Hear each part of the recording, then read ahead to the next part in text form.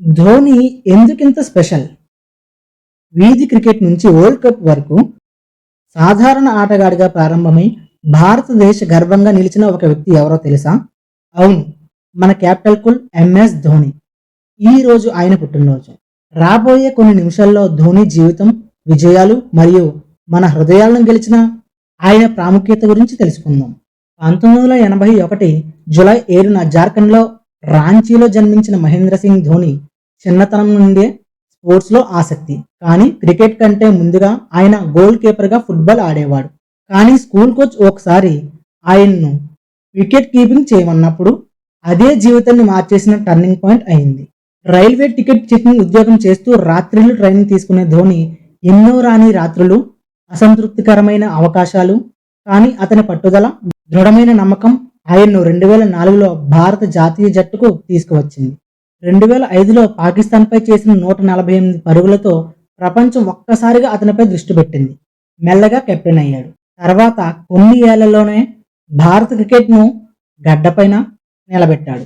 2007లో టీ20 world cup, 2011లో one day world cup, 2013లో ఛాంపియన్స్ ట్రోఫీ, 3 వరల్డ్ టైటిల్స్ సాధించిన ఏకైక కెప్టెన్ ధోని.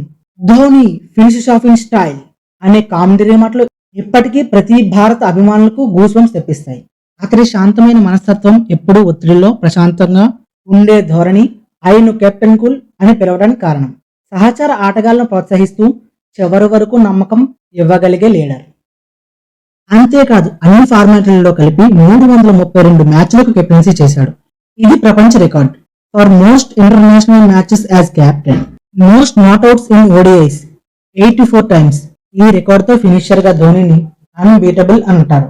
అంతేకాదు fastest stumping in cricket history 0.08 seconds లో బంగ్లాదేశ్ ఆటగాన్ని స్టంప్ చేసిన వీడియో ఇప్పటికీ వైరల్ అవుతుంది. మనుషుల కన్నా వేగంగా ఆలోచించే కెప్టెన్ ఎంఎస్ ధోని.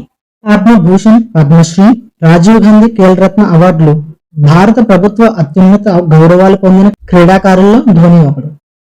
ధోని ప్రస్తుతం ఐపీఎల్లో చెన్నై సూపర్ కింగ్స్ కి నాయకత్వం వహిస్తూ కోట్లాది మందికి ఇన్స్పిరేషన్ గా నిలుస్తున్నాడు.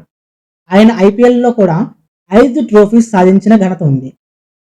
ఆయన దేశ సేవ కోసం ఆర్మీ టెరిటోరియల్ కెప్టెన్ గా కూడా సేవలందించారు.